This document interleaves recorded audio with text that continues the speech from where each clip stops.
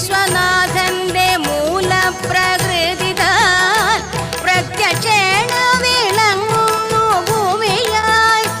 അവനിതല പാലനത്തിന്നല്ലോ അവതാരങ്ങളും പലതോർക്കുമ്പോൾ അതുകൊണ്ടു വിശേഷിച്ചു ഭൂലോകം 14ലും ഉത്തമമെന്നല്ലോ.